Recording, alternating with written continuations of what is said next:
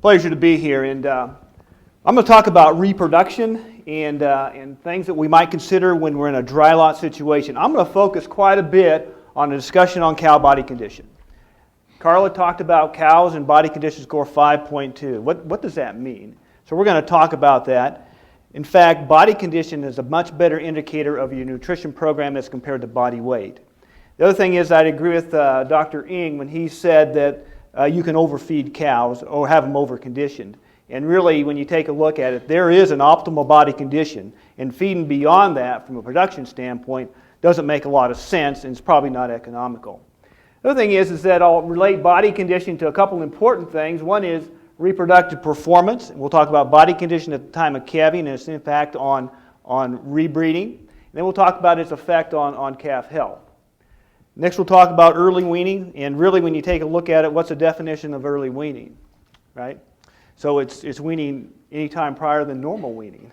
And so when you think about cows and beef production, probably 45 days of age up to 150 days of age would be considered early weaning. And so we'll take a look at early weaning maybe from a different type of perspective. One is weaning time is a way to manage body condition, and it'll relate back up to the first two items that I talk about in regards to reproduction and what happens at the time of calving. The other thing is that when you get into a drought condition, it may be a way to spare some forage, okay? Remove the calf, remove that calf's intake of grass, and we'll visit about that here in a few minutes. The other thing that I tell my students is there's the two important events that you have control of in a cow-calf enterprise. That would be when they calve, right, and when they wean. And both of those are extremely important when you think about how you put these systems together. The third thing we'll talk about is some management considerations. Carla talked a little bit about that, and then I'll talk a little bit about our reproductive data. I just might add that we're limited in our reproductive data. This is really the first year that we have reproductive data, and it's actually kind of confounded because we calved most of the calves last year in June, and we wanted to move our calving date to July, and so we delayed the time that we turned those bulls out. But we have the reproductive data here anyway. So that's how we're going to go here, and for the next 30 minutes, hopefully we'll make some progress. This is the scoring system that is typically used out in the country. It's a 1 to 9 system. It's actually developed a number of years at Fort Robb, well before my time, I think. Maybe not, but well before. And so the condition scoring system is 1, 2, 3 through 9. 1, 2, and 3 are pretty thin kind of cows, okay? And we'll have some pictures here in a few minutes. 5s and 6s are a pretty good body condition. In fact, as I take a look at it, they're in ideal body conditions. We think about how we might manage cows in a dry lot situation. I call the cow in body condition score 4 as being a borderline kind of a cow. She can actually have pretty good performance as long as there's not a lot of stress on her after calving and before the start of the breeding season. Condition score 6 or 7 cows, when you take a look at it, they've got plenty of condition on them. If you actually have fed cows to body condition score 7, it's probably not economical, okay? Because there is that point of diminishing return. If they've grazed themselves into body condition score of 7, it's probably okay. And you can think of some situations where they might have grazed themselves into condition score 7. You get into corn stalks with some down corn. It's probably pretty easy to get cows in condition score 7. You don't see many cows in 8 and 9, not unless they're in a feedlot. But that's the condition scoring system, and I'll relate some data back to that particular system.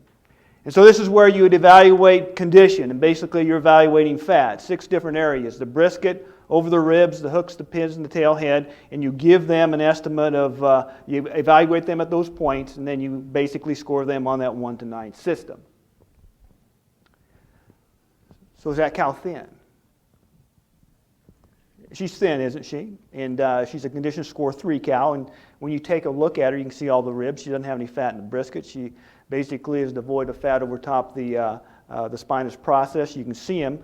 You easily see the hooks, the pins, and the tailhead area. In fact, she's had to mobilize muscle tissue to meet her maintenance requirements. And so that would be kind of the low end. Like I said, I've never seen a 1 and 2.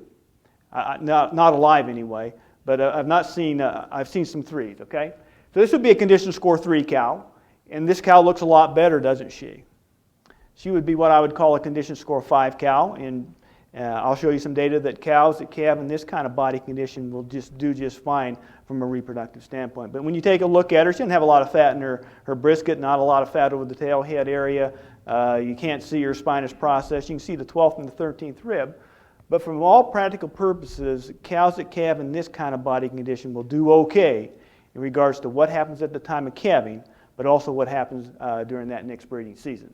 It's hard to think about how you have cows in body condition. I'll talk a little bit about can you play catch-up after calving to get cows back in good body condition. But you need to think about how the kind of condition you have cows, the condition you have on cows at the time of calving impacts how well they're going to rebreed during that next breeding season. Okay, this slide basically indicates the amount of immune globulin in the bloodstream of the calf 24 hours after calving. Condition score 2 through 6 on the bottom axis. This is the amount of immune globulin. Immune globulin comes from colostrum, right? And so that's the calf's first defense mechanism against any diseases. What happens as you increase body condition in this particular slide? You increase the amount of immune globulin that's in the bloodstream of the calf. Now, is there a point of diminishing return in regards to immune globulin in the bloodstream of the calf?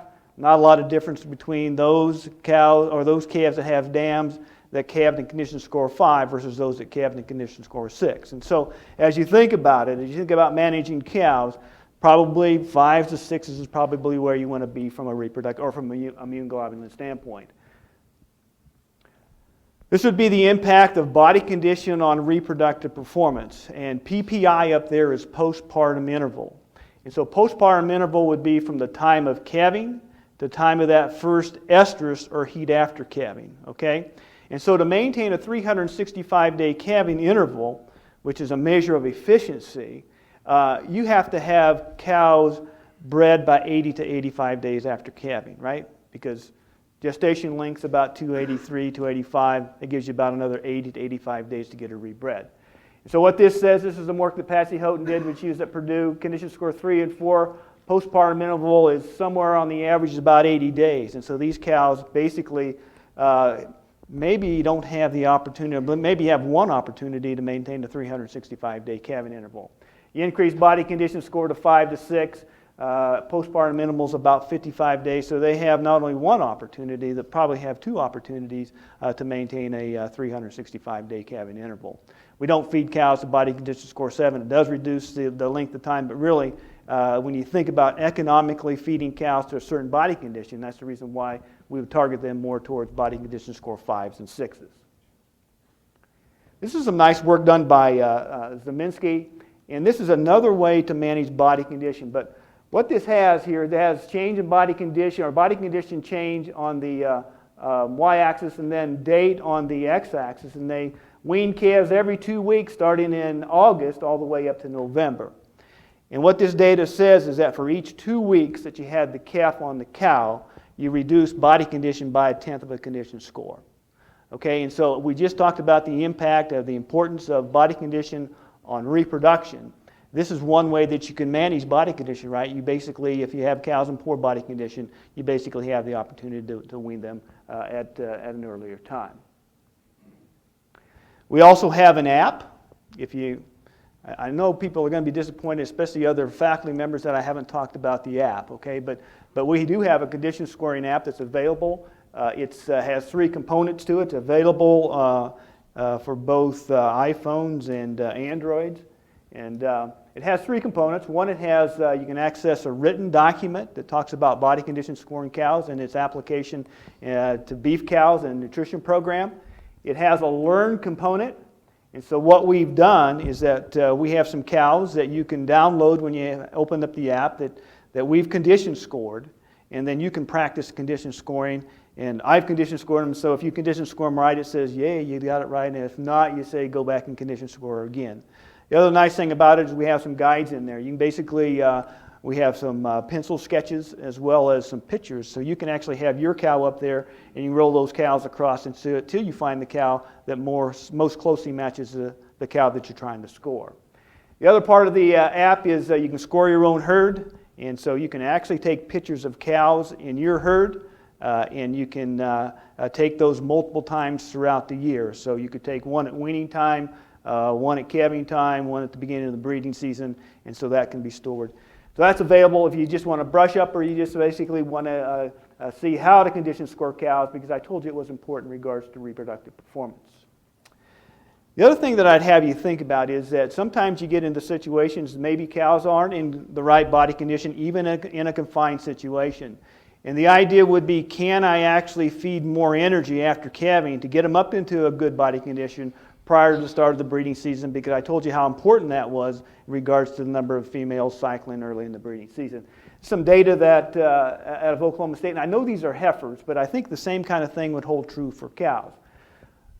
So the red is basically greater than body condition score 5 at calving, and you're increasing. Blue line would be maintaining body condition, greater than condition score 5 at calving and maintaining. Less than body condition score 5 and you're trying to gain, which is the black line here. And then less than body condition score 5 and you're trying to maintain. And basically you can't see this number very well, but trying to play catch up with these cows after calving to get them in good body condition prior to the start of the breeding season just doesn't work, okay? Basically what they do with that extra energy that you give them to try to increase body condition is that they basically put it into lactation. And so the idea here is to be proactive in regards to how you manage cows, not only on range conditions, but also in a confined feeding situation, that you have them at the proper body condition by the time of calving, so that you don't have to try to play catch up after calving, because it's going to be doggone difficult to do that kind of thing, and cows aren't going to respond very well to this kind of strategy. Dave Lawman said this at a cattlemen's college a number of years ago. He said, achieving moderate body condition at calving is more effective than trying to regain energy stores after calving. Playing catch-up is almost impossible and expensive and usually not practical. 70% of the supplemental energy is partitioned into milk production. So the concept I'd like to have you think about here is that body condition is important. Body condition is a better indicator of your nutrition program as compared to body weight. And it not only impacts what happens at the time of calving, but also impacts how well they're going to rebreed during that next breeding season. All right. So we'll switch gears just a little bit and talk about the 4E sparing effect. And a lot of times when you get into some drought conditions is that you look at the opportunity to early wean. And the reason why you might look at that is that you might have enough forage out there in the pastures that can maintain a dry cow, but can't maintain a lactating cow and a calf at the side, okay? And so when you take a look at the NRC, nutrient requirements for beef cattle. Okay, here we go. Sorry about that. Is that when you take a look at the difference between intake between a non-lactating and a lactating cow, that's about the number of pounds that you get. Some work done by Carla when she was a graduate student. She said that forage intake of the calf is somewhere around little over, under 5 to a little over 5 in regards to the pounds of that calf's going to eat on a dry matter basis. So if you add those two things together, the idea would be that for each 2.5 days that the calf is weaned, you have 1 more day of grazing. Okay, so weaning, early weaning is a strategy. If you go out there and evaluate pastures, and you have enough pasture that you think, or grass in the pasture that you think could maintain a dry cow, but can't maintain a cow-calf pair, this is what I'd have you kind of think about in regards to the opportunity to keep the calf or the cow still out there grazing. All right. When you think about how early weaning impacts reproduction, a lot of times the reason why it impacts reproduction is that when you wean early enough, right, you take the stress of lactation off, right, and then cows have the opportunity to shunt those nutrients some other place and probably get themselves ready to rebreed. This would be, and I want to point out, this is young females. They're extremely thin at the time of calving, so I would picture them as probably a condition score 4 cow. We have a part of those that were normal weaned at 7 months of age, and then we had a set of those thin cows that were early weaned between 6 and 8 weeks of age. So fairly early weaned, and probably early weaned prior to the start of the breeding season. What happens to conception rate? Calving to conception in regards to days. Early weaned calves, there's a difference about 38 days. Conception rate, it's different as well as days. Or conception rate, calving to conception is less.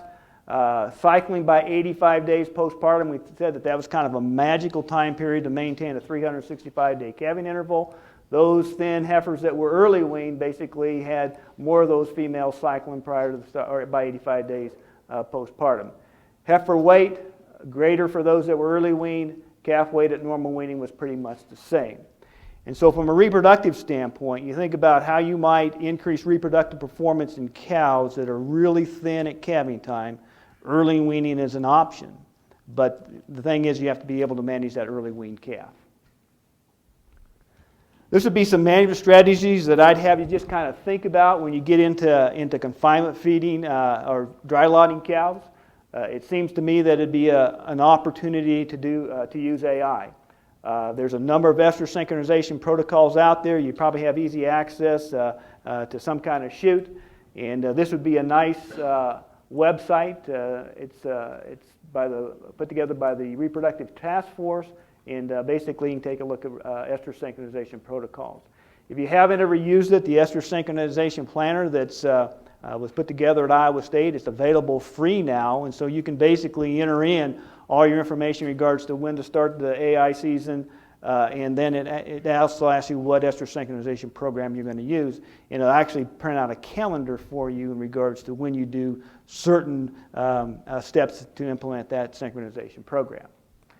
It seems to me it might be an opportunity to use sex semen, produce a lot of male calves.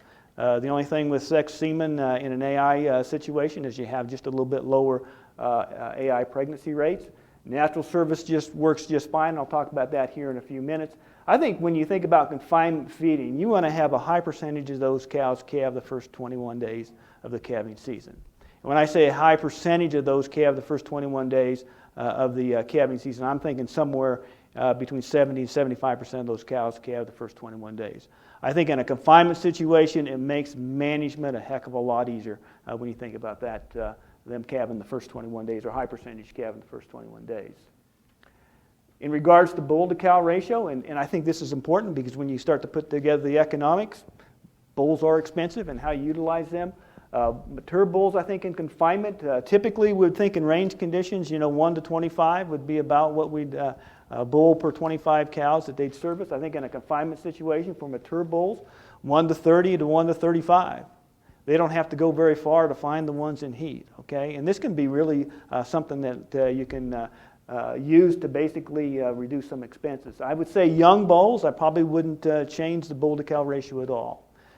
Basically, bull to cow ratio for young bulls is a function of age in months, and so a bull that's 15 months of age, you'd expect that bull to cover somewhere around 15 cows or females during the breeding season. I would also avoid single sire pens, okay? And that means one bull per pen for the breeding season, because if that bull happens to go bad, you better be pretty observant that you've caught him before the end of the breeding season. So multiple sire breeding season, if this isn't possible, I'd rotate bulls. You got them right there in confinement every 7 to 10 days, okay? And Carla hinted on this a little bit. And when you get it, so our cows that we have in our program, all the cows are 4 years of age and older, okay? And I know in most situations you have cows all the way from 2 years old up to whether 12, 13 years old. And so when you take a look at it, about a 30-year herd is either 2s and 3s, isn't it? And the thing is, as I'd said, and Carla talked about it, is that I would sort those young cows off in a confinement feeding operation and feed them separate from the mature cows. Because if you don't, I would agree with her that they'll lose weight and body condition. In fact, this is a set of cows that my graduate students and I worked with, about 75 cows per pen. And you can see there's some cows that did pretty good in that situation. These cows are all together. Some cows did pretty good and some cows got pretty thin. And the thing that I would say is that you'll have that variation, right, even with mature cows. But the challenge here is that when you have 80 to 85% of your young cows less than 3 years of age, that are condition score 5 and less. And so I'd agree with Carla is that you need to be able to look at the opportunity, especially if you have this kind of distribution of age in your herd. You need to look at the opportunity to sort these thin cows off and feed them separate. In this situation, we had about 3 foot of bunk space per cow, per pair. and we fed anywhere from 22 to 26 pounds of dry matter. And we thought we'd compensate. We knew this might happen, but we thought we'd compensate by making sure we had enough bunk space and that we had enough TDN in the diet. And so these cows are getting somewhere around 18.8 to 19.2 pounds of TDN. Older cows did just fine, didn't they? And so I would say if you get into this situation with running age cows, make sure you look at the opportunity to separate young cows from old cows. Carla talked about we included Reproduction in the diets, mainly from a feed efficiency standpoint. I would say that this data would suggest to include an ionophore in the diet, the approved ionophore in the diet, because it could have an impact on reproduction. What this data says here, I know there's not very many numbers, but those that were fed Reproduction, more of them cycled, right, prior to the start of the breeding season, and this would be AI pregnancy rate. This would be on a high roughage diet without, high roughage diets with, okay? And you see those females reach puberty earlier than those that weren't fed an ionophore. So I think you might include an ionophore in the diet not only from a feeding standpoint, but also from a reproductive standpoint. I get questions, and I got questions this year that said, well, I'm in a dry lot situation, and now I've got some grass, and I'm in the middle of the breeding season. I want to move cows. And so I would say from a reproductive standpoint, if you're thinking about moving cows, is that you either move them late or you move them early within the first 2 to 3 days of the breeding season. This might be an AI situation. Or you move them late, at least 35 days after the end of the breeding season. And the reason is that there appears to be a drop in pregnancy rate. The reason why you don't move them during this time period right here is that about day 15 in a beef cow is the time that you have maternal recognition of pregnancy. And so that's when that fertilized egg or embryo is down into the uterus, and it's telling the female that don't cycle again, I'm here, okay? And so that would be a critical time that you would not want to move cows. And so if you have to move cows, even in a confinement situation, either do it early or do it well after the breeding season is over.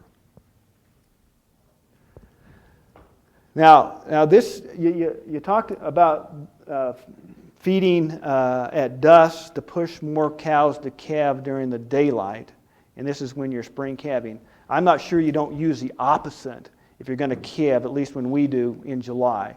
You might want to make sure that you feed during the day so you push calving at night, right?